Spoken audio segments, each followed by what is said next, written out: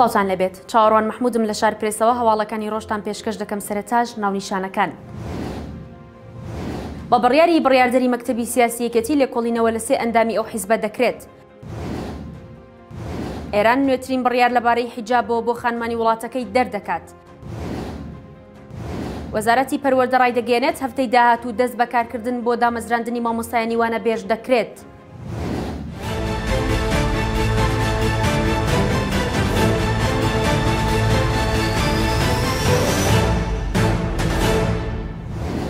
بەپێی ئەو زانیاریانەی تایبەت دەست شارپرێس کەوتون لاهور شێخجەنگی لە دوو هەفتەی ڕابردوودا چەند جوڵەیەکی سیاسی نوێی ئەنجامداوە و لەگەڵ پارتی و سەدرەکان و بەشێک لە هێزە سوونەکاندا گفتوگۆی کردووە بۆ بەهێزکردنی هاوپەیمانی سێقۆڵەکەیان.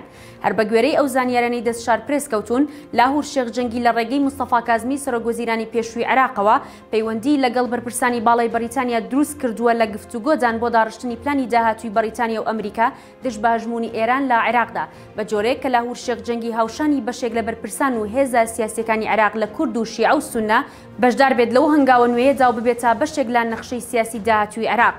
لە چەند ڕۆژی ڕابردوودا دوو هەوڵی لاهور شێخجەنگی بۆ وەرگرتنەوەی خاوەندارێتی یەکێتی ئاشکرا بوو بە جۆرێک لە ئەنجامی داواکاریەکی دادگادا بەهۆی سکاڵاکەی ناوبراوە وەزارەتی ناوخۆی حکوومەتی هەرێم وەڵامی دادگای بەرای سلێمانی دایەوە لەبارەی مۆڵەتی فەرمی و ناساندنی خاوەندارێتی یەکێتیەوە.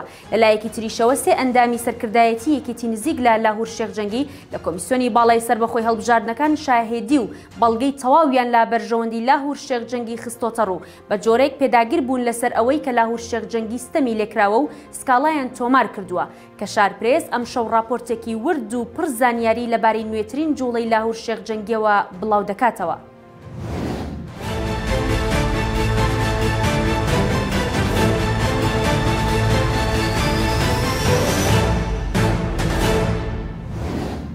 لە نووسراوێکدا کە ڕۆژی چواری ئەم مانگە دەرچووە بڕیاردەری مەکتەبی سیاسی یەکێتی بڕیاری داوە بە لێکۆڵینەوە لە سێ ئەندامی سەرکردایەتی یەکێتی کە لە نووسراوەکەدا هاتووە لەبەر ڕۆشنایی کۆبوونەوەی کارگێڕانی مەکتەبی سیاسی کە ڕۆژی سێی ئەم مانگە بەڕێوەچوو بڕیار دراوە بە پێکێنانی لیژنەیەک بە مەبەستی لێکۆڵینەوە لەو سێ هەواڵانەی کە ئەندامی سەرکردایەتین و سکاڵایان دژی یەکێتی نیشتیمانی کوردستان لە بەغداد تۆمار کردووە. ئەو لیژنەی لە کۆبوونەوەی دەستەی کارگەڕیدا بڕیاری لەبارەوە دراوە پێکاتون لە ئاسۆمامەند کارگەڕی مەکتەبی سیاسی سەرۆکی لیژنەکە و سەرکەوت زەکی و ڕزگار حاجی حەمە ئەندامی مەکتەبی سیاسی و هاوکات ئەندامی لیژنە.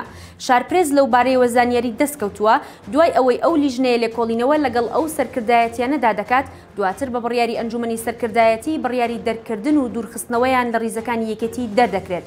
هەر بە گوێرەی زانیاریەکانی شارپرێس چوار ئەندامی سەرکردایەتی یەکێتی کە لیواچە تۆساڵح بریکاری ئێستای وەزارەتی ناوخۆ سەرۆکایەتی شاندەکەی کردووە چوونەتا کۆمیسیۆنی هەڵبژاردنەکان و لە فەرمانگەی هێزە سیاسیەکان کۆمەڵێک بەڵگەنامە و دۆسییان داوەتا کۆمیسیۆن بۆ سەلماندنی ئەوەی کە لاهور شێخجەنگی هاوسەرۆکی یەکێتی بووە و ئێستا و بە بڕیارێکی تاکلایەنانە و وەک خۆیان دەڵێن بە جوڵەیەکی شێوەی کودەتا لەسەر کار لابراوە و ئێستا هەوڵی بەدەستێنانەوەی مافی لاهور شێخجەنگی و هاوڕێکانی دەدەن.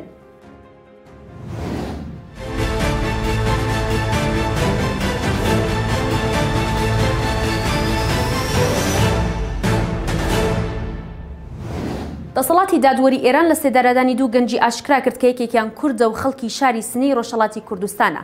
ڕێکخراوی هەنگاو بۆ مافەکانی مرۆڤ ئاشکرای کردووە دەسەڵاتی دادوەری ئێران ئەمڕۆ ڕایگەیاند دوو خۆپیشاندەری تر بە ناوەکانی محەممەد مەهدی کەرەمی و محەممەد حسێنی بەبێ ئەوەی ڕێگە باکە سوکاری ئەو دوو گەنجە بدرێت بۆ دوجار چاویان پێیان بکەوێت هەردووکیان لە سێدارە دراون کە ئەو دوو هاوڵاتیە بەهۆی ناڕزایەتەکانی دوای کوژرانی ژینە ئەمێنی دەست بەسەر کرابوون.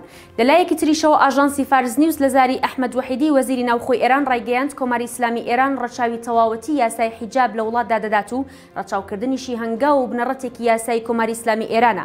وەزیری ناوخۆی ئێران ئاماژەی بەوەش کردووە ئەگەر کەسانێک بەرچاو دەکەون جلوبەرگی نەگونجاو دەپۆشن یا ئەسڵەن حیجاب ناکەن ئەوانیش دەبێ ڕەچاوی حیجاب بکەن. ئەوان کچان و ئەزیزانی ئێمن کە دەبێ پابەندی یاساکانی وڵاتمان بن و ئەمە مافی هاوڵاتی بوون و بەرپرسیارەتی قبولکردن لە وڵاتمانە کە دەبێت ڕەچاو بکرێت. قسەکانی وەزیری ناوخۆی ئێران لە کاتێکدایە لە ماوەی دوو مانگی ڕابردوودا شەپۆلێکی ناڕزایی هاوڵاتیانی ئێران لە شار و شارۆچکەکانی ئەو وڵاتە سەبارەت بە یاسای توندی ڕەچاوکردنی حیجاب لەلایەن پۆلیسی ئەخلاقی وڵاتەکەەوە دەستی پێکرد کە لە دوای ناڕزایەتەکانی ژنەرمینواندن لە لێدوانی بەرپرسان تا ئاستی ڕێبەری ئێران لەم بارەیەوە دەبینرێت.